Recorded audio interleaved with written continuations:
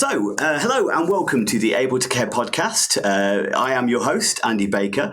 We are, of course, sponsored and supported by Able Training Support Limited, delivering training across the education, health and social care sector, developing confidence and competence to improve outcomes for all. I'm very excited today, as far as we've got a very special guest with us. We've got Sara Challice. So to tell you a little bit about Sara before she gets to introduce herself. So Sara is actually the author of a book called Who Cares? How to Care for Yourself While Caring for a Loved One. I'll tell you a little bit about Sara's story, but I'll let her tell the majority of it herself. But obviously, she moved or had to give up her career due to her husband becoming ill. And during that time period, requiring full-time care, both while he was poorly, she also started to become poorly as a result of the pressure was on her. And she started to explore kind of ways of improving the quality of her life, improving her outcomes to hopefully overcome and find some joy in life again. And through that process, she's then kind of taken it on herself to become more involved in local and national charities across the UK. She's a trustee for the neurological charity INS, so Integrated Neurological Services. And she also got a website where she promotes what she does, her book, and also does public speaking and interviews like this as well, which is featured at whocaresforcarers.com. And we'll make sure we put a link at in the notes at the bottom. All right. So before I just introduce, please share, like, follow. And if you find anything in today's episode useful or beneficial, please make sure you share it with other people as well. So without further ado, hello and welcome, Sara. Thank you for inviting me, Andy. I'm really pleased to be here and help share all things carers and to give some strategies and tips to help all those out there who are caring for a loved one. So yeah, really excited. So let's start off then. So would you mind just sort of briefly telling me about your journey that's kind of brought you to this point? Absolutely. So trying to make it as a synopsis, really. It kind of all started just over 20 years ago when I first came to London to get a new job. And, as John Lennon said, life happens when you're making other plans. And I think that's very much true for all of us who are caring for a loved one. We never look at thinking that we're going to be in a caring role or it's going to be a big part of our lives. We're busy doing all these other things and we're hectic. And I'd met Neil at work. He was a print supplier to our design team and we'd started dating and we were having a great time. He said things to me like he hadn't been to the doctors in 14 years. Never the wisest of things to say, I know. And I would say within 6 weeks of us dating and going out, he fell ill. He'd been having these kind of side effects down his side, like tingling, even slurred his speech. And I just thought, maybe it's just a cold.Maybe it's, he's got flu. But we discovered after getting him to hospital, he had a large malignant brain tumor. And it surprised us all because he was this big, strapping rugby player of a guy, 6'4". And he was like twice the size of me, my size and weight. He, was a big, gregarious, full of fun. But over the years, I just said to him at the time when he fell ill, I said, just get better, Neil, not realizing what that would mean for me as a carer. And so I continued being there for him. And at first, with the caring, it was just running him to the hospital and, making sure he was okay because he was on chemotherapy. And 6 months went past. He was given the all clear. And I was more an emotional crutch more than anything. And so it was probably a year of remission. We were never told it would come back. He proposed to me the following Christmas. Looked forward to getting married, but like 2 weeks after he'd proposed, he was getting those side effects. And sadly, his hunch was right. The tumor had returned and it was inoperable. And he said to me, even though he saw me as the one, he said, you don't have to marry me. And I said, stuff the cancer, Neil. We will make the most of what we have. And I genuinely meant it. I thought, however long we have, let's just make the most. But it was, I thought maybe a couple of years, maybe, of him surviving. But the caring role that I had was 13 years in the end. And it was tough. It was, I know for a lot of people out there, especially with COVID that's happened and the lockdowns, it's been really tough for carers. So my heart goes out to all of those out there. And for me, I gave up my job, my career in the city to care for him full time. And caring's monotonous. It's boring. You're behind closed doors, getting on with it, and usually friends and family don't really understand what you're really going through. They're not waking up to that role every day. And Neil actually worsened and worsened to a point that he had a mild stroke, but he ended up nearly dying. He ended up in a hospital bed in our living room for the last 4 years with a peg feeding tube, unable to speak. And he was really like a body in a bed. He was being helped with carers to hoist him into a wheelchair for a couple of hours every day. So It was traumatic for both of us, and things rapidly changed for us. And, just those things of just quality time with your partner and having a chat and going out for a drink or a meal, that was gone. And, I ended up being more his mother, his carer, more than his wife. And your roles do become blurred. And anybody listening to this, you're having to be other things now. You're not just the wife or the mother, or, you're having to be their primary carer. And at that time, I made myself solely responsible for his life, which was a tough order because I knew he could die at any time, which is dreadful. And if I did get out of an evening, well, I felt guilty. And many carers out there, if you go to have time for yourself, maybe you feel guilty as well. I mean, how dare you go out and enjoy yourself? Shouldn't you be at home caring for your loved one? And we get judged. I mean, I got judged by a certain family. Because if you saw me on Facebook at the time, I mean, I do find this quite funny, but I always put on a brave face. And I think as carers, we all put on a brave face. And if you saw me on Facebook, at the time, I had a drink in my hand and a smile on my face if I managed to get out. And I can understand people thinking, "Oh, blimey, what's she doing out? Her husband's at home in a hospital bed." So I call it fake book because it's ridiculous. And this is how I would describe it as well. I love what another carer said on my course just recently. She says, "I'm tethered. I'm living an invalid's life."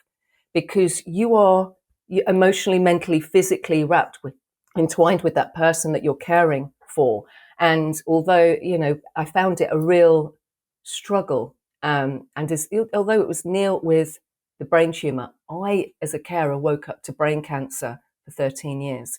It may not have been in my head and not physically, impact on my walking, talking, but every aspect of my of life was, it was causing grief, causing trouble for me, to a point that I ended up mentally and physically unwell.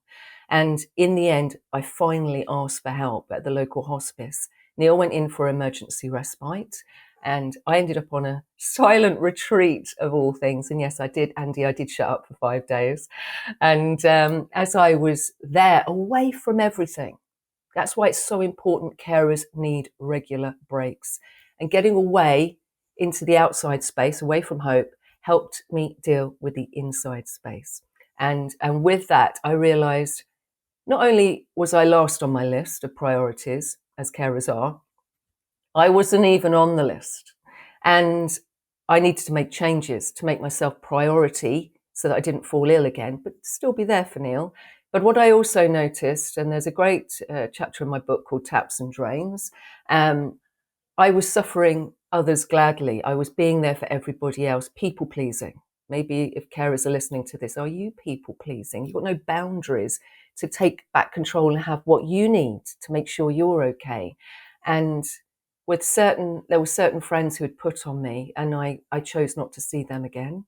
I know of carers who've done that, where they've made sure that their support network is more watertight, to make sure you've got the right people around you. It's really important, because if you've got people who are draining, you don't have the capacity to deal with that. For me personally, I didn't, along with a dying man. I didn't have the capacity to deal with people then putting on me. And I think that's one of the reasons I also fell ill, was I was trying to be all to everybody. You can't, you've got to be there for yourself. So anyway, just to finish the story, a few weeks later, I'm at home caring for Neil, but I'm also caring for myself, and I'm starting to feel better again. I've been ill for a long time, so it took a while, but then I started to find new ways, strategies to make sure that I was okay. But just after that, I'd say a month or two, after I'd got back and I was starting to make myself feel better, see my friends again, making sure I had what I needed to make sure I was okay.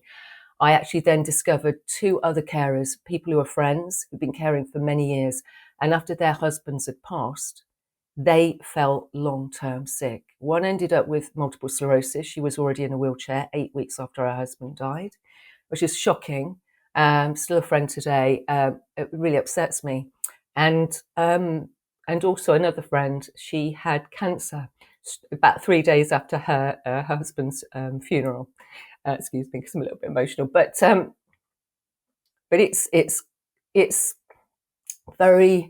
very hard on the body, and that's why I do my course. That's why I do my talks. That's why I get the book out there, because there are better ways of improving your life. Because I don't want you to be part of that damning statistic.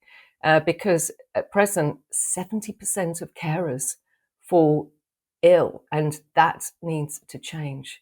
Because look, most of us are going to end up caring for somebody. It's like 2 in 3 of us will be a carer. And that's wonderful to be there for your loved ones. But you also need to be there for yourself. It's really important, because otherwise, somebody, like it happened to me, is going to have to come and rescue you, and you're probably going to be a burden. And you don't want to be that. So we have no choice as carers. You do have to be there for yourself. 100%. Thank you so much for sharing. I think one of the kind of the fundamentals we want to kind of cover on this particular podcast is about caring for those who care. And I think some of the messages you're saying there, obviously being a family carer, caring for a loved one, huge impact. I know you do also do some work for paid carers as well, and you do talks about kind of self-care and resilience and things like that. One of the things within all the environments that we teach in, whether it be foster carers, whether it be children's residential support workers, whether it be carers in elderly care or mental health, I think caring for others, I think it's an easy job to get. It's not an easy job to do, because there is this huge level of kind of caring support. Obviously, we've got burnout as far as, getting overwhelmed, but also compassion fatigue. That caring for somebody else all the time, but as you rightly said, kind of forgetting to care for yourself. And there's a few analogies to that, isn't there? As far as the kind of for you to be able to fill everybody else's bucket with love and well-being, your bucket must be filled full first. Absolutely. If you're constantly trying to fill other people's, but you haven't got a full bucket, you're working at a deficit. You're trying to play catch up all the time, and it will run out. So Yes. it's that to be genuinely selfless, you have to be selfish first. And I think that's such as you said, with friends and family not really understanding that there's a shame and a guilt, both for yourself internally, but also from other people, judgment of going, shouldn't you be at home? Shouldn't you be looking after? Shouldn't you be doing this? And I think it's that, like no employee, bosses don't like employees. A good boss doesn't like employees who are working evenings, weekends and stuff like that. 'Cause it's like, where's your time? You're not the best employee you can be if you're not looking after yourself. You're not going to be at your best. Absolutely not. Yeah. And you're going to make decisions. I find that with carers, you make decisions as a knee-jerk reaction in a way of fear. I talk about fear and love. Are you doing it out of obligation, or when you say yes to something, or are you actually thinking, well, is this of benefit to me and to the loved one I care for? Because if I run out of steam and I'm angry, I'm frustrated. I used to sometimes be a shouty wife whilst caring for Neil, especially when he became incontinent overnight. I didn't want to do that. I never signed up for that. But there's the cards I got dealt, and it's like, get on with it. And I was horribly critical. So you're talking about people judging. Carers, we can be so hard on ourselves, criticizing our own selves. Oh, stupid fool. How are you speaking to yourself? Be loved, be your best friend. Think about how you're treating yourself, because you are really important. Because when you're at your end of your tether and you're angry and frustrated, which I think most carers are, it's part of the journey. Notice that. That's why I ask a lot of carers to journal when I give my talks. It's about gaining clarity, because often for a lot of us, we feel like we're coping, we're putting on that brave face, but actually you're treading water. and you're kind of slightly slowly sinking, which is what happened to me. You can care for a while, but if it kind of goes on for a longer time, and maybe you're a working carer as well, and you're caring for other family, maybe you've got children, you've got a lot going on, so you're spinning all these plates. Yeah, you can do it for a while, but after a while, it will take its toll. And you need to fill that bucket up to it's like, what do write these things down. What could I do to fill myself up? And daily say to yourself, give yourself permission every day saying, what am I going to do for myself today to fill myself up so I feel better? So I'm not in deficit and I'm drained, I'm empty, I feel low, I don't feel very good. And then, because when you're in that place, you don't make good decisions from that place either, which I noticed with myself. So, yeah, it's noticing how you feel and what you do every day and making sure you're checking in with yourself regularly. When I fell ill and when I finally come home, I actually then regularly checked in with myself, my neighbour actually next door, because she's a carer as well. And we would Right. meet on a Sunday evening and go, how have you been this week? Have you felt better or worse? What's come up? Anything good? Or, and so when you're sharing, two heads are better than one. And in doing that, it stopped me from dropping low and then reaching crisis point again, which too many of us do. So that's a really Yeah. great way. You could do it on the phone, somebody who really gets you, like with a fellow carer. It's really powerful. Or, as I say, journaling. I still do this, and a lot of carers do. And it's very powerful to write down all the issues that's going on. It gets it out of your head, which might be going around in a negative loop, onto paper. Very cathartic. You can see the wood for the trees. And then ask yourself, what can I do about this? And some things you have no control over, like I didn't have control over Neil's brain tumour, but you can have control about how you react, because we're all going to go at some stage. So it's how I live my life now to make sure, pivot from every decision from yourself. That's number one. Number one is you. Yeah. Yeah. Yeah, it's nice. So you've given a couple of really good examples there of kind of toolkits, if you like. And one of the things you've mentioned is journaling, which Yeah. is, definitely, as you said, seeing it in black and white sometimes.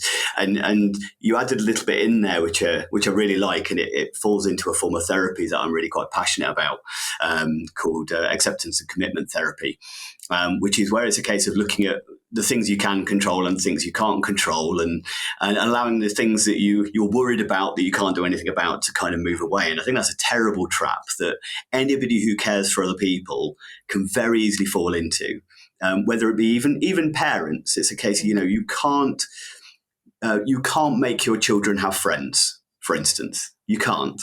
However, you can make sure that you're always offering a supportive and nurturing base. So if they're feeling lonely, they've got somebody to come back to.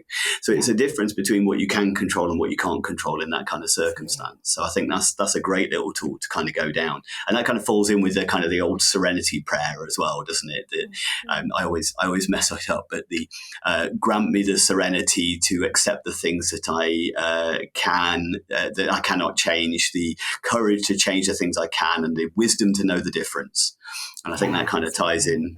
Yeah, ties. It's one of my favourite quotes as far as, That's lovely. and I think that kind of ties in. You also mentioned there, as far as talking, having that support network, Yeah. and you've also touched on maybe losing some of the support network that you thought you had as well, based on Yeah. your boundaries, that they were more a drain than they were a balanced, symbiotic relationship. Yes. So, you know, that must have Yeah. been tough when you first went through or started this journey to, Yeah. people maybe you thought were there have then fallen by the wayside, and maybe people you didn't expect have become Yeah. part of that support network. Yeah. Thank Right. you, Tell me. Andy, for sharing that, because it is very powerful. Your support network is key, especially when you're caring, when you're going through a very difficult and challenging time. And for me, and I know a lot of carers, you're trying to people please, you're trying to be there for others, but not everybody in your life, family and friends, will have the love and compassion that you need right now. And you really do it becomes much clearer when you're caring and going through that challenge. And I love, there's this great analogy, which I did briefly mention. After I'd fallen ill and come home, my good friend Jo came round to see how I was. She knew I wasn't coping. And I said, you know what? I can care for Neil. I mean, it's shocking here. It's like a care home. But I can do this. But I said the two things that really caused me grief was a particular family member and a friend. And they were putting on me. They were judging me. They weren't very kind. And they weren't saying, how can I help? And she said, you know what, Sarah? People are either taps or drains.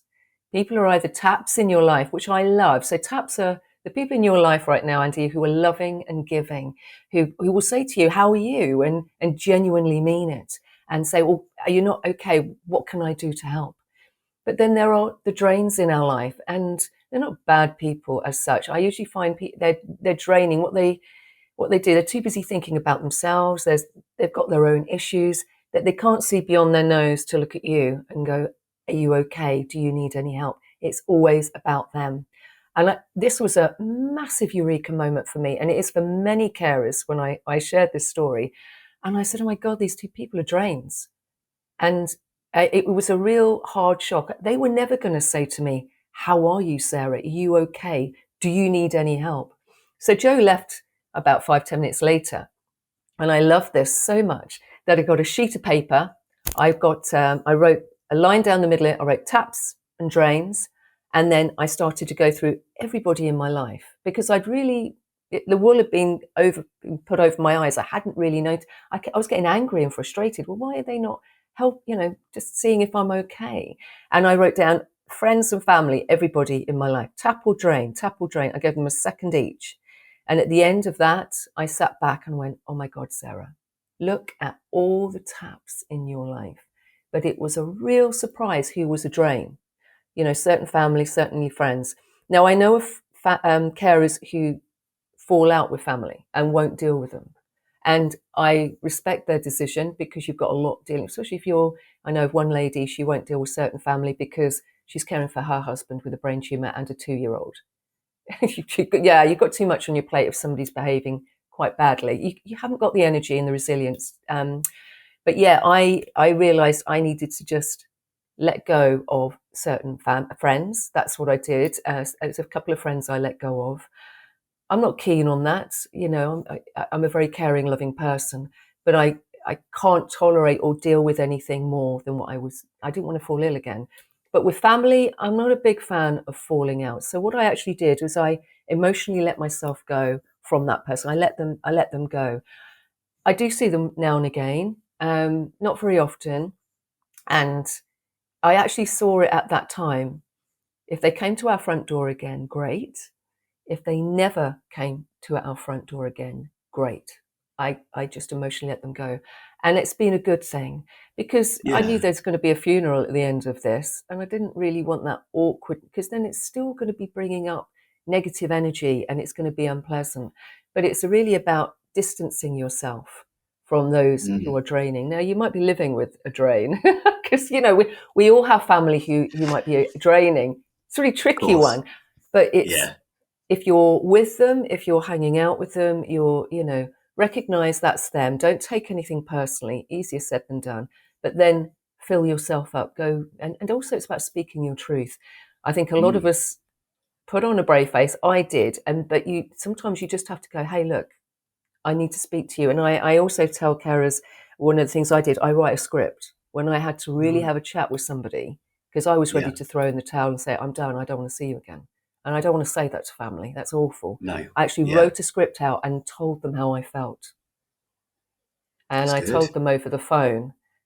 They were a little upset. Did they change? No, because leopard never changes its spot. It's like they've got this conditioning, this patterning, this, we live in the back of our brain, in our subconscious. So they've got these patterns running. You're not going to be suddenly different, but I wanted them to be aware. That's why caring is so complex. On the outside, if I'd have said years before caring, so I was like just making a little old lady a cup of tea. It's not like that at all. It's very, very complex. It's the relationship you have with the loved one that you're caring for, with the family dynamics when they're squeezed and the challenge, they might not be behaving how you would like.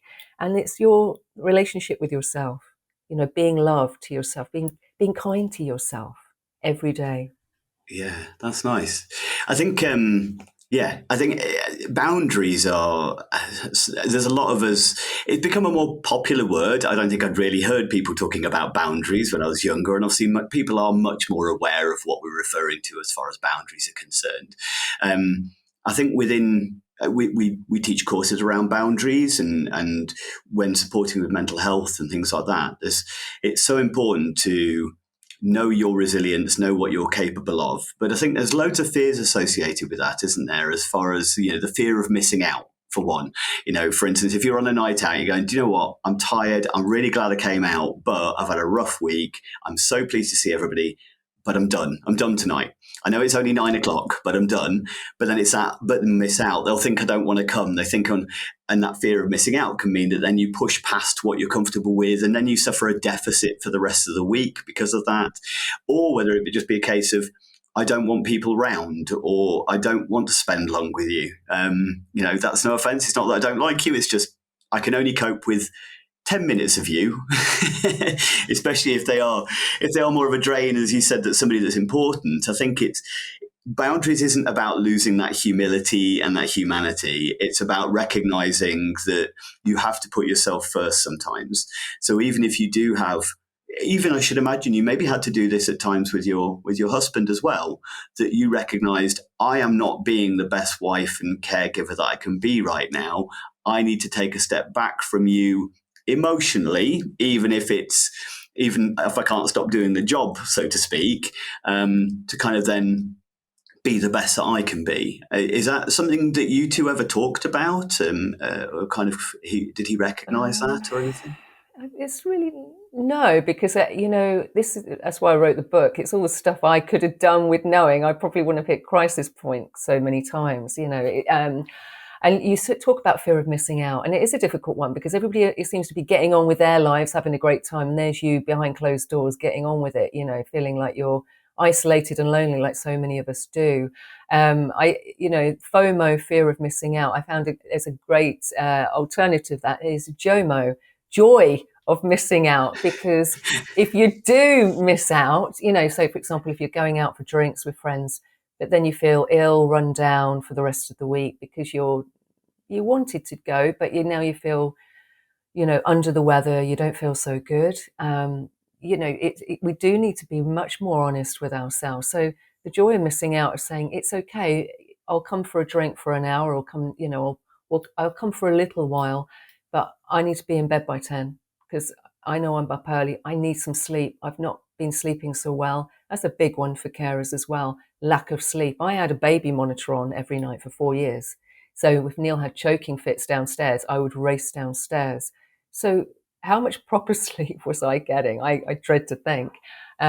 It's hard, and people don't really understand. So it is about vocalizing with friends and going, say hard boundaries, but just having that humility and just explaining, yes, I do want to see you. Like you say, only for 10 minutes. I do want to see.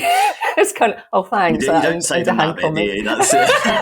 you? That's you think that in your head. You don't come that out loud. Yeah, probably. Yeah, you probably Yeah, don't come out with yeah. it. You don't set a timer.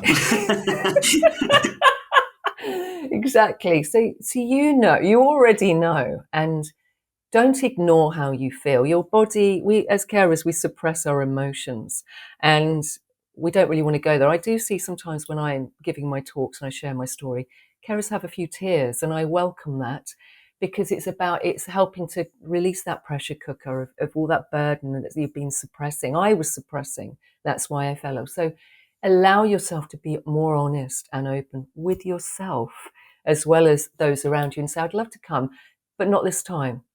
I don't feel so good this week, but let's make a date for another time so that I can enjoy it. Christmas can be a really tough time for carers. I always felt ill in January because there's a whole nother layer of stress, on top of that. And it might be the same with Easter for you or something like that. So recognize, push back and say, can we make another date?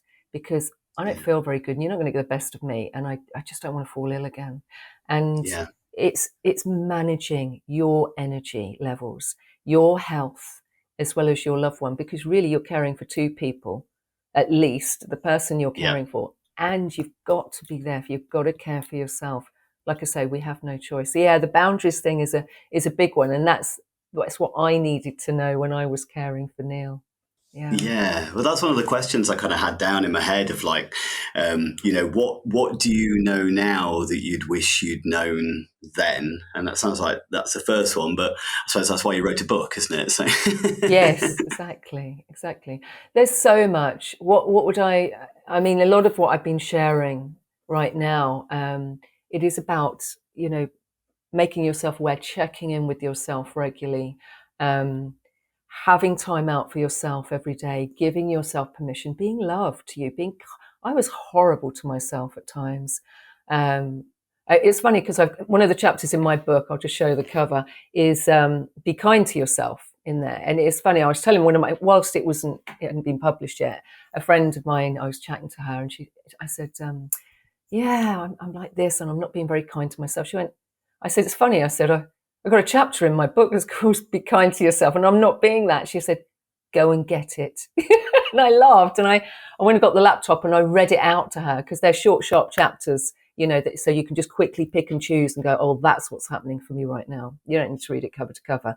So it's like a warm hug from a friend, really, of like, oh, this is what over to you. This is what you can do. And as I read it out, I went, that's pretty good, or that's actually really good because when needing it for myself, it really made a difference. I was quite surprised because these things can like blinds, they just come up and jump out at us when we least expect it. We think we're coping, we think we're doing okay, hence the reason regularly checking in with yourself. Taps and drains I still use today. yeah, that's a When great analogy. I like that.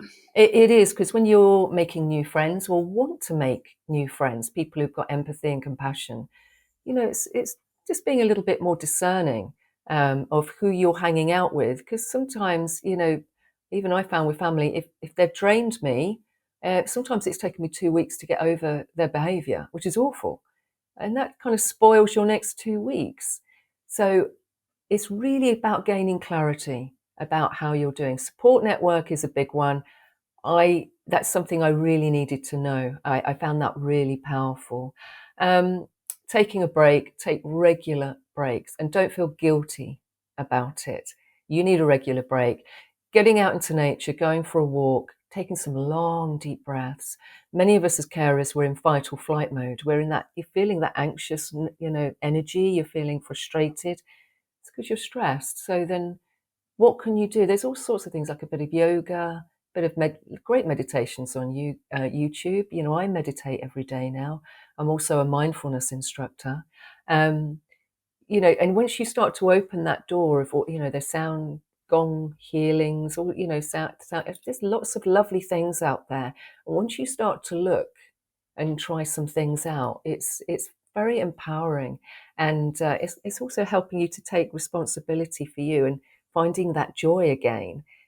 Write down. I talk about your me list. What would be on your list that makes you feel better? Maybe it's having a bubble bath and reading your favorite magazine, going getting it, and or your book, putting on some beautiful music, dancing in the kitchen. I know Diane, who's a carer for her husband for years, who had a brain tumor as well, still a good friend of mine. She would dance in the kitchen and she'd have put disco lights on. And, great upbeat piece of music, upbeat music is really powerful. It just shifts you out of that, Yeah, those doldrums that we have, especially when you're on your own behind closed doors, like I say. You've got those negative thought patterns going through your head. Writing down all yeah, these little things, you really, think about you and what you want. And like I say, push back and know where to say no. You're not just there for everybody else, you're also there for you. So there's but just doing these little things. There's another chapter in my book which is really powerful, about a 74-year-old male man who was caring for his wife for many years, who was very disabled from multiple sclerosis, and she was bound by then, really being hoisted. And he was basically just living. He was very angry when he fed her. He was quite angry feeding her. Apparently, I was being told this by his daughter. And once he'd finished caring for her, he would be straight out the door and he'd go cycling for hours, obviously to get away from what was going on at home. Of course, then you've got to come back. And there was more to the story, but in a synopsis, I said, will he listen? And she said, oh my God, he's desperate, And he said also, once my wife is gone, I'll be gone. I mean, can you imagine how you'll feel? You feel like you're at death's door as well. You think, well, this is it. This is my life until I die now. That's a horrible feeling right there. And I Yeah. said, when he gets into bed, or when he actually makes one agreement with himself the next day, that when he gets up, he does everything with love. I don't mean gushy love. I mean self-love.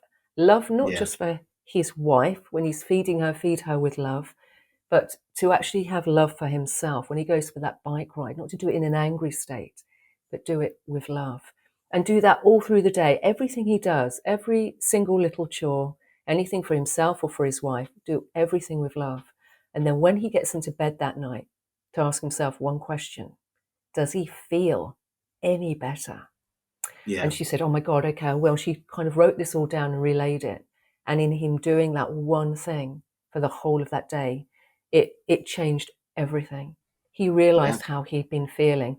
His daughter lives in another country and she was very stressed, ringing them every day. But because everything shifted, because suddenly they realized they were in this awful kind of like negative loop patterns of, how they were thinking and feeling. Because if he's feeding her angrily, if you're on the end of that spoon being fed, it's going to make you feel worse. You feel even more of a burden. He's going to know Yeah. that. And then he's going to be feeling guilt and shame. Horrible, horrible energies and emotion to be feeling. But everything shifted in that one day for them, which I think is so powerful. And I love this. And they were in a spiral. They were going down. But now it brought them back up and they started to look at new ways of improving their life. And with their daughter, she said, I rang them every day, worried sick. She says, now I just ring them once a week for a catch up like it used to be. And now I can get on with my life. And I thought that was so powerful because it was a lovely ripple effect and it rippled out from him as a carer. So just those simple things, just those little tweaks can start to make a huge change and shift. And I see that in my sessions and in the course. People have sometimes come and they're angry. And I'm like, oh God, because I've delivered it face to face at first and make sure it all works and it's all good. But I see a great shift in them and they start to realize, and yeah, it's wonderful. Just, you don't need to do a big overhaul. You don't have the time and energy. Sometimes it's those little shifts that really make a big, powerful impact. And then you start to notice you're starting to feel better again, and you've got joy and your, love, and for yourself as well as those around you. So yes, that's why I do it, Andy. It does make a huge difference, which is wonderful. I think there's one of the themes that you've kind of mentioned throughout there, and I think it backtracks to something you said earlier on about yourself was being your own best friend, that self talk particularly. I know that's something I've used in the past, as far as where I've said it or I've said it to other people as well, that your inner self talk, if you had a friend who spoke to you in the way that your inner self talk spoke to you, you wouldn't be friends with them. You wouldn't. Oh no, So it'd be awful. it's Yeah, so it'd be it's so awful. weird. It was so horrible. But I think that kind of ties in nicely. And I wondered about your perspective on this. I should imagine that you've had situations where people have gone, yeah, but I don't have the time. I'm too busy to self care. Do you hear that sometimes from people? Yeah, I do. Carers, like, I'm too busy. Well, when you're ill, are you too busy? Because then you do have to rein it in and start to talk to. And I also see when I give my sessions, I've been a lot over the last few years, is carers, because they're caring for one person who might then pass on and be gone, they become serial carers as well. That's so they're constantly being there for everybody. You don't need to do that. Only if you want to, and depending on who it is, of course. Um, for me, of recent, a good friend has fallen ill with motor neuron. Awful. But everybody seemed to expect me to step in and start caring for them. And it actually made me quite angry. And I thought, well, yes, I could. But then what about my life and what I'd like? And isn't there other people on the planet that can do that? You don't have to be, and I know that a lot of carers do fall into this. Oh, she's been doing it, he's been doing it, so it becomes expected, and it's very difficult because then you do get that kind of peer pressure of it, others expecting you to. Oh, it's all right, she'll do it, and it's like, well, No, because you've been there for everybody, and yes, you maybe do have an advanced level of caring if you've been caring for years. But it doesn't, maybe it's somebody else's turn to pick up those reins and to learn. Because I wouldn't be the person I am today had I not cared for Neil. I wouldn't know the things that I know now. And it's finding that fine line of being there for others, but then being there for yourself. I think it's really important. So don't go wading in wanting to rescue everybody. That's I talk about the shadow self in my book. Yeah, we're rescuers. We often we want to rescue everybody else. You can't rescue everybody. Rescue yourself. Make sure you're okay, and pivot from that point. Before you start giving out more energy and time for anybody else. Say, have I got the capacity for this right now? Or do I just need to say, I can help you for an hour, for example, but now but then I've got a lot on, so I'm going to need to have a break from it. So it's giving a bit of love to others, but just making sure you're okay, especially if you're a full-time carer and you've got a lot on your plate. Yeah. I should imagine there's an element of, especially in like similar circumstances to yourself, where you had to kind of give up on work or you weren't able to follow your career in the same way that you did before. There's an awful lot of our sense of identity that comes from the job we do and the roles we play within our life and our friends that we hang out with, the hobbies we have. They all kind of vital for who we feel we are as a person. I suppose when a situation happens where you become that carer or you get labelled as a carer, because I think it's, as you said, I should imagine there's quite a few people who work in care that have then ended up being the family carer, because who are they going to call on to look after dad, the one who's a professional? So there's probably an element of that in there as well, isn't there? Absolutely. But suddenly then, if you lose all those other elements of identity and you become the carer, there is that trap then of going, well, who else am I? I'm only validated by being a carer. So that then draws you into other people relying on you. You kind of almost self-identify as that a little bit. It kind of ties in a little bit to what you're saying it does. there. There is such a thing as the helper's high as well. So when you give and Yeah. you're being of use to others, Yes. it does make you feel good. And when I give my sessions, well, I know stuff, so I've got all this information. I thought, well, what's the point of me just moving on and doing another graphic design job? People need to know this. 70% of us fall ill, so come on, let's share this and get it out there. But yeah, it's interesting. You do lose your sense of identity. Um, it's really funny. I mean, I know my mum won't be very impressed with me sharing with you, but during in the last probably 6 months of Neil's life, I remember my mum's, when I was just out with her for a bite to eat, she said, "I never thought my daughter would be a carer." And I laughed, and I know exactly what she means, because if I had a Yeah. daughter, I wouldn't want her being a carer for years, because it's that whole, Yeah. you can imagine how that, looking at how that would be. But actually caring is a really important role. It keeps people alive, sometimes for years longer. It gives others a better quality of life. And I think it's also about valuing carers and valuing care. We don't value carers in this country, and we don't value care as it should be paid and how important it is. It's a make or break. It'd be a real deal breaker for whoever's receiving that care if it's not, out of love and kindness. So just to give you an amazing statistic, Andy, carers save our economy in the UK £193 billion a year, the cost of a second NHS, which is amazing, but not if you end up paying with your health, as too many of us do. So it's really important for carers to also to vocalize, let others know how you're feeling, just be honest, and let them know, push back. Also, if you need to put in a complaint, I had to put a lot of complaints in about certain services that I received. If you're putting in a complaint, it's not just, for you and the service. I can guarantee others will be receiving that poor service as well. So don't be shy in coming forward. I know it's not easy. You're probably, oh, I haven't got time for this, but it's really important, and it empowers you as well. It's so important. So regularly, if you're needing to push back, let others know how you feel. Put in those complaints. I found that really important, and it makes a difference. We need to improve our services, and to let others know how important carers are, because, like I say, the majority of us will be caring. Because as we get older, and we're an aging population, we survive critical illnesses. More and more of us will be in a caring capacity.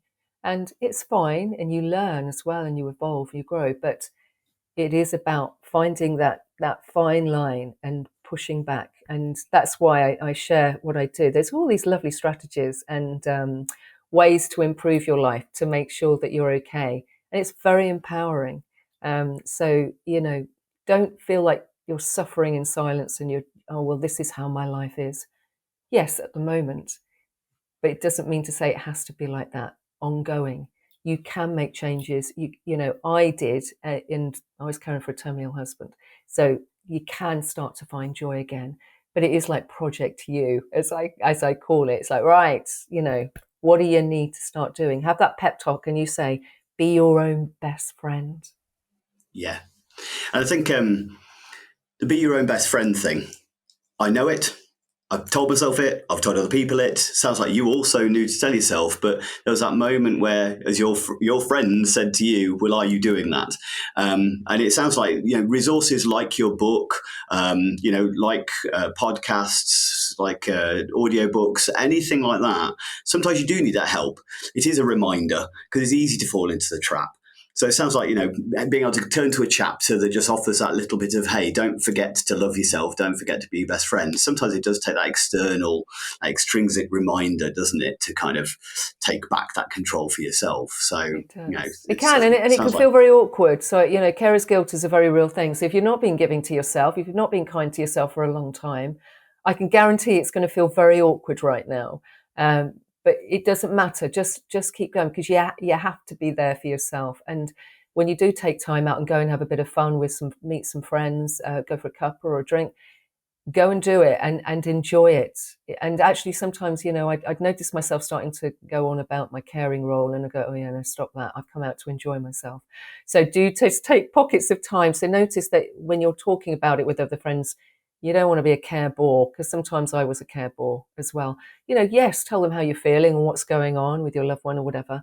But, do it for a little while, but then let's talk about other things, because you're out to enjoy yourself as well. And then what that does, it starts to put the feelers out. It's starting to open up and go, oh yeah, I hadn't really thought about that. Let's talk about that. Oh, there's a talk coming up. There's this happening, and it's putting the feelers out to do some other things, some exploration. Like you say, there's loads of great podcasts. Oh my God, there's loads of podcasts. Wonderful. Great things that make you feel better. Great things on YouTube. That I'm always listening to Dr. Wayne Dyer, for example. Love him. Dr. Joe Dispenza. I listen to things that make me feel good. There's loads of things out there start to make you feel better. And once you start exploring, it's quite exciting. Ask other carers, if you're going to your local carer centre, what do you do to make yourself feel better? There's like Carers UK.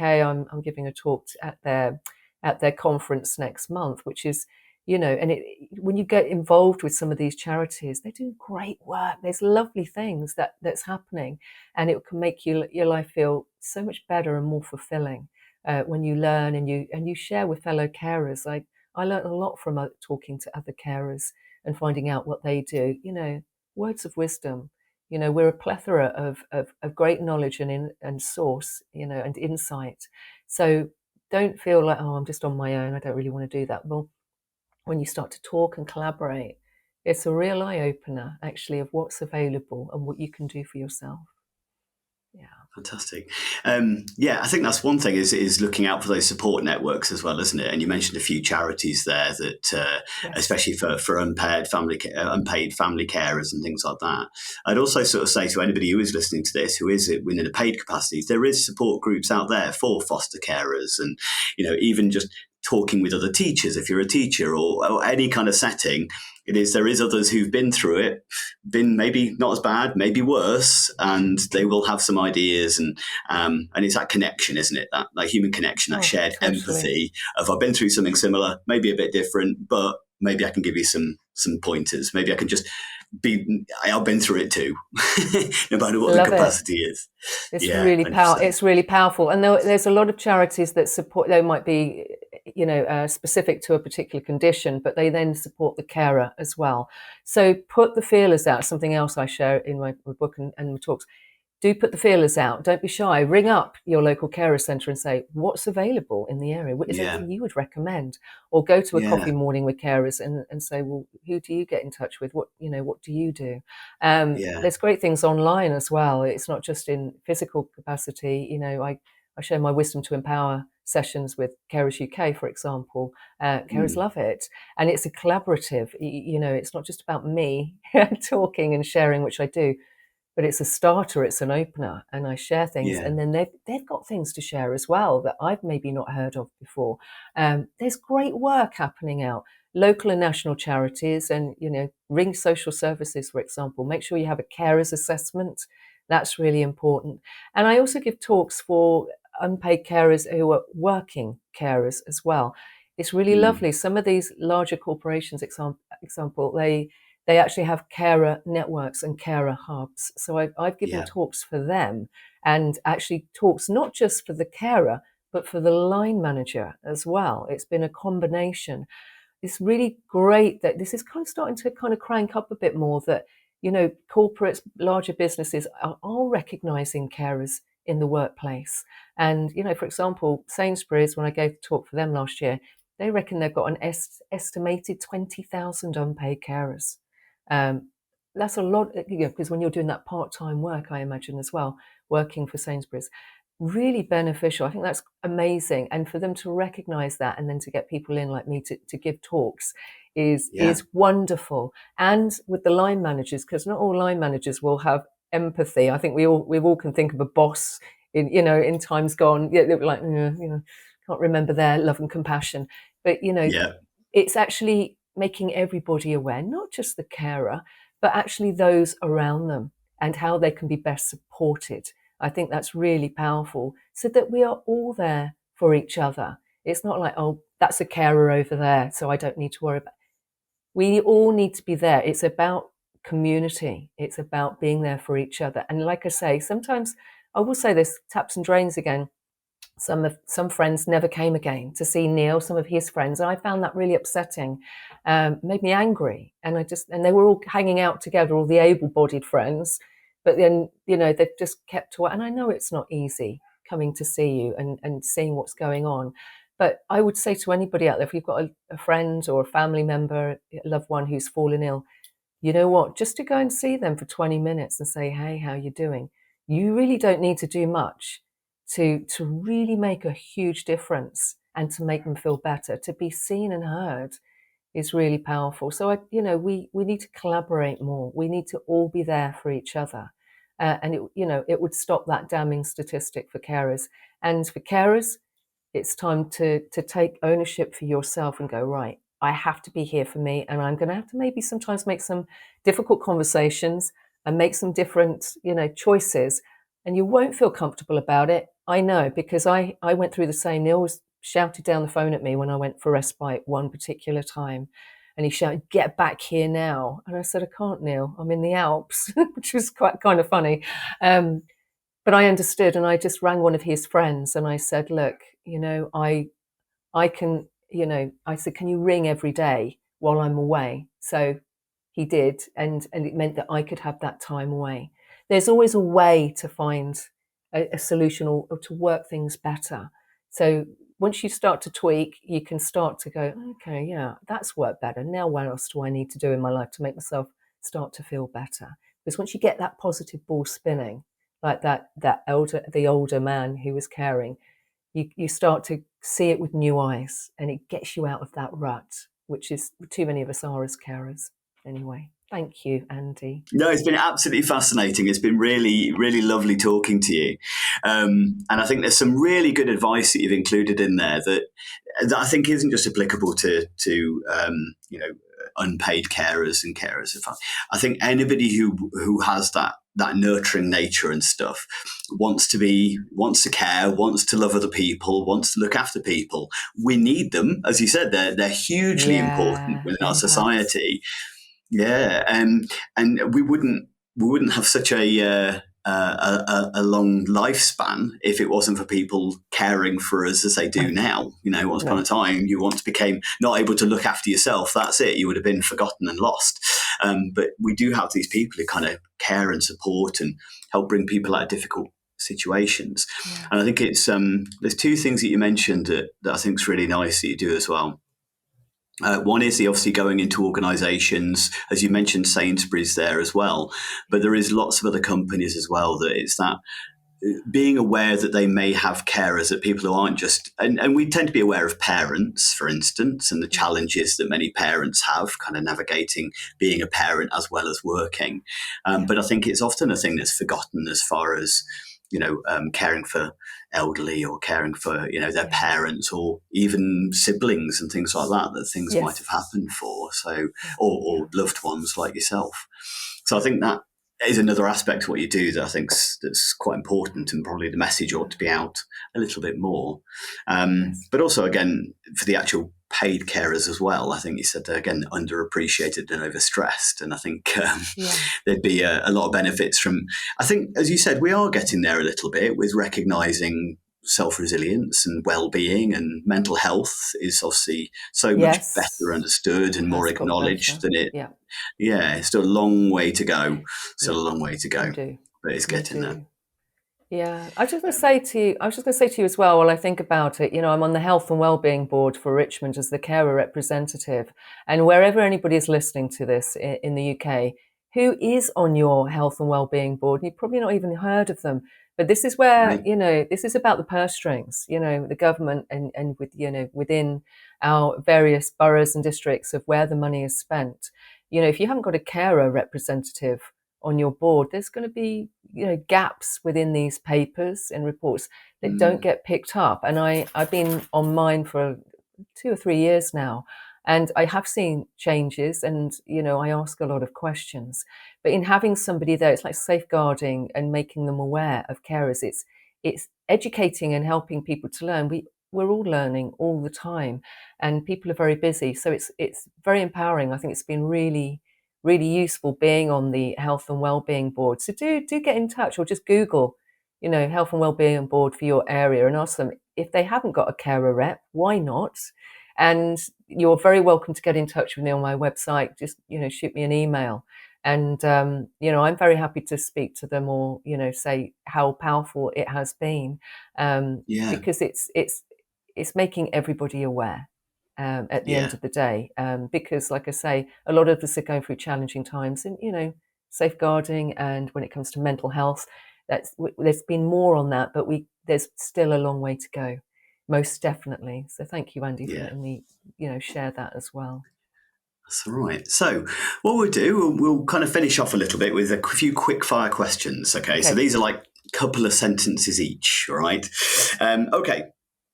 I know two sentences. I know you've already kind of answered this one, but I think just to kind of summary points and stuff. But what do you wish you had known then that you know now? To be kinder to myself, and it's the taps and drains, is number one for me. I mean, your support network is key. Don't suffer the fools gladly, as it were. Push back and really cultivate your support network. People who are professional in a professional capacity as well, and friends and family. That's one of the biggest ones for me, and for many carers. Perfect. Good answer. Okay. I think we always try and look at things in a slightly different light on our podcast. So, is there anything positive that you can take away from what you went through? Wow, lots. God, I learnt self-love, but I learnt unconditional love.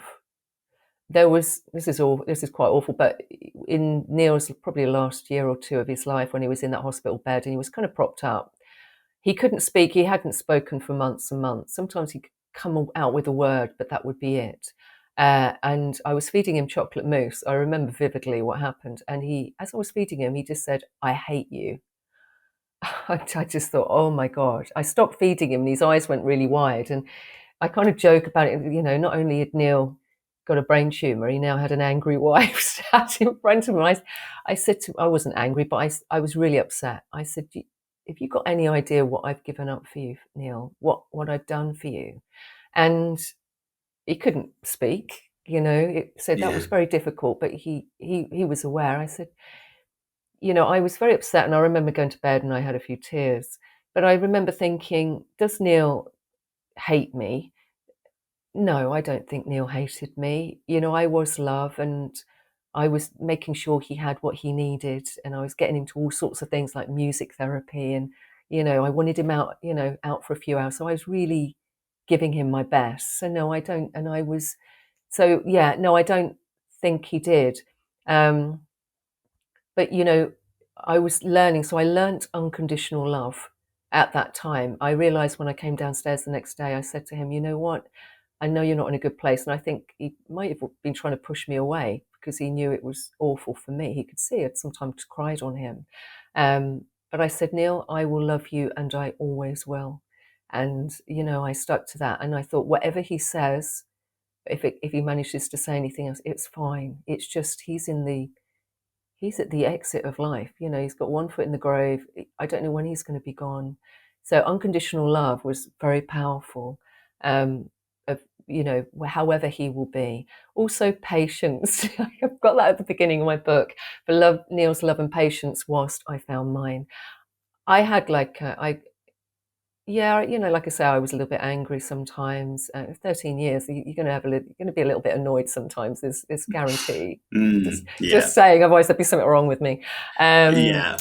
Just saying. But patience, I learned patience. When Neil, on the last day of Neil's life, I'd taken him to the rugby, and when I brought him back, he had a stroke. I didn't realise that was what was happening. And as I tried to change him, he weaved down my new jeans. It's a random thing to say. And in the past, I would have been a bit, but I laughed. I went, "Oh, Neil," not realising 24 hours later, Neil would be gone. And I recognised that as a quite powerful moment of noticing how much I'd changed. So yeah, we do change. And I did public speaking. I mean, at the beginning of that, I really didn't want to do that. And I was taking a mind, body, spirit group with the local charity, and I'd be nervous. Now, you know what? A little bit of nerves, but the more important thing is getting this information out there. That's why I do it. I know that it makes a big difference. It will shift somebody from when they might be in a downward spiral to moving back up again and finding joy and taking care of themselves as a carer. So yeah, patience, unconditional love, um, and so many research and strategies, psychology, things like that. I've learned along the way, and spiritual wise as well. I meditate every day. I find it really empowering. I feel a lot more energy in my body. I listen to meditations there's loads of great stuff on YouTube. I listen to Dr. Joe Dispenza. I've been on his week-long courses. What happens is when you step into all these things, you start to learn more, open up, because you start talking to other people who are like-minded. So I've got friends now who are mindfulness instructors like me. I've learnt Psych K as well, psychology, kinesiology. So I'm an instructor in that as well. So it opens those doorways, and I start to meet people who also are authors of making the world a better place. So when we do step into these things, it starts to expand, and we start to explore further, which I find the more I learn, Andy, the more I realise I don't know. Yeah. So Yeah. yeah, 100%. always learning, and I love it. It excites me actually, and to share as well. It's allowing us all to feel better, to learn, to have better quality of life, whatever life throws at us. Yeah. So, just as a last reminder, thank you so much for listening. Please do visit Sarah's website, whocaresforcarers.com. She's got lots of resources on there. Obviously, she said you can contact her to ask questions. She does training. She's got a book available on there as well. So, I think it's a fantastic resource that you're offering. And hopefully, even if it's for signposting for other things, who cares? Isn't that a nice little plug by showing the book again? I know. And just let them know if they're listening and they're not looking at the detail at the bottom, it's Who Cares, and then it's a number 4. Who Cares For? Number four, carers.com. Carers. Thank you, Andy. That's all right. Also, please just support our podcast. Please like, follow, subscribe. And if you found anything in today's session useful, interesting, please share it with others as well. Pass on the message from Sarah and for myself as well. I think, Sarah, I could talk to you for hours, and there's lots of areas I'd love to explore. Loads. And I think there's a few things that I'll kind of be taking away from this and doing some little individual solo podcasts about things like empathy. I think the professionalism, as you mentioned, there's a few real key points, but otherwise we'll stop it there. Thank you. Lovely. Thank you.